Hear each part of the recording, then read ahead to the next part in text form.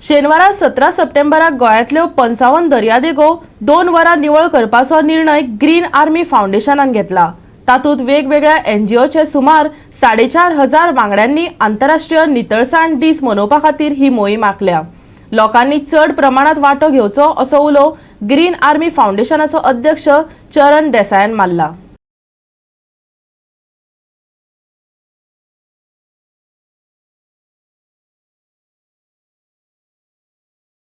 कितें शेवटचो मुद्दो की आमी हातूंत भितर खंयचेच सर्कुलर खंयची गव्हर्नमेंट ऑर्डर किंवा अशें ऑफिशियली कितें करून हें करूं ना, कारण कितें आसा मागीर कंपल्सरी जाता।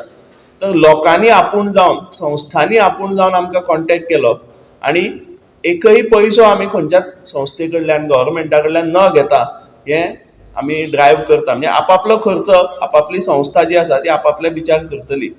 तर असो सादारण ह्या बीच ड्रायव्हाचो हें आसा आनी हांव सगळ्यांक अपील करता परत की जाता तितले लोकांनी हातूंत सहभागी जावचें। चड इंट्रस्ट घेतलो ह्या उपक्रमांत। हाजें कारण अशें की आमी गेलीं आतां 5-6 वर्सां फोंडांत झाडां लावपाचो मोठ्या प्रमाणांत प्रयत्न करता आनी झाडां लायतना आमकां अशें दिसलें की कचरो हो सगळ्या ठिकाणी आसा, प्लास्टीक सगळ्या ठिकाणी आसा आनी अशा प्रकारचे कितें तरी ड्रायव्ह जावप इम्पॉर्टंट हें पयलीं पासून आमकां दिसतालें।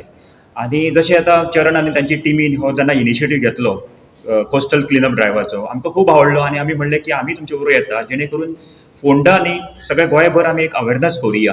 आनी आमी सुरवाती पासून खूब वॉट्सॅपार मेसेज लोकांक धाडल्यो की अशें आमी टीम करपाक पळयता आनी बऱ्यापैकी आमकां रिस्पॉन्स मेळिल्लो आसा।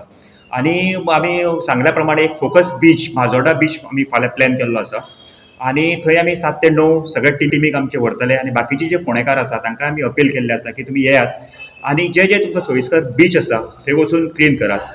आनी जशें चरणान सांगलें अशें की ही एक सुरवात आसतली। ह्यान फुडें आमी प्रत्येक स्कुलान वचून अवेरनस करून भुरग्यां पर्यंत हो विशय पावयतले, जेणे करून भुरगींच समजा घरा कडेन समजा कंट्रोल केलें हें सगळें गार्बेज मॅनेज करप किंवा प्लास्टीक म्हणजे सगळें सॅग्रिगेट करप अशें जर भुरग्यांनीच जर घरा कडेन जर इम्प्लिमेंट केलें जाल्यार हो फुडें विशय जावचो ना आनी फुडल्या वर्सा आमकां हो ड्रायव्हूच घेवपाक पडचो ना।